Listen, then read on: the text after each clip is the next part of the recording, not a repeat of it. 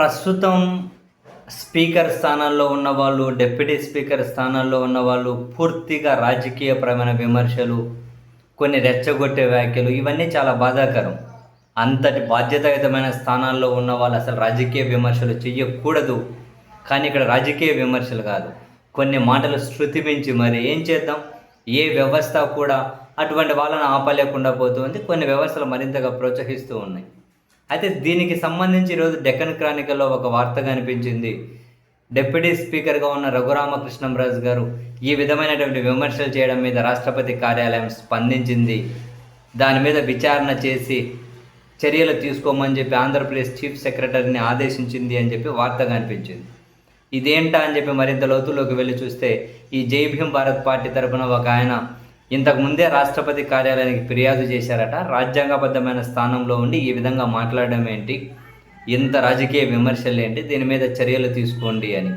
అయితే రాష్ట్రపతి కార్యాలయం ఇంతకు ముందే చీఫ్ సెక్రటరీని ఆదేశించిందట. దీని మీద విచారణ చేసి ఈ వివరాలన్నీ కూడా చెప్పండి అండ్ పిటిషన్దారుడికి కూడా అంటే ఫిర్యాదుదారుడికి కూడా ఈ వివరాలన్నీ తెలియపరచండి అని చెప్పి రాష్ట్రపతి కార్యాలయం ఆదేశించిందట.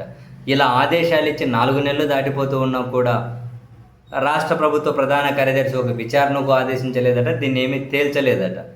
సో ఈ ఫిర్యాదుదారు మళ్ళీ రాష్ట్రపతి కార్యాలయానికి వెళ్ళారు. ఈ దేశ అత్యున్నత కార్యాలయం రాష్ట్రపతి కార్యాలయం మీరు చెప్పినా కూడా వాళ్ళు వినకుండా విచారణ చెయ్యలేదు, దీన్ని ఏమీ పరిష్కరించలేదు అని చెప్పారట. సో మళ్ళీ రాష్ట్రపతి కార్యాలయం స్పందించింది, మీరు ఇంకా దీని మీద స్పందించలేదట.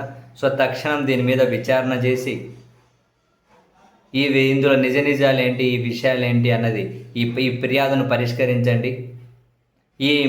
మీరు విచారణ చేసినటువంటి ఆ విచారణ అంశాలన్నీ కూడా ఫిర్యాదుదారుడితో పంచుకోండి అని చెప్పి మరోసారి రాష్ట్రపతి కార్యాలయం స్పందించిందట.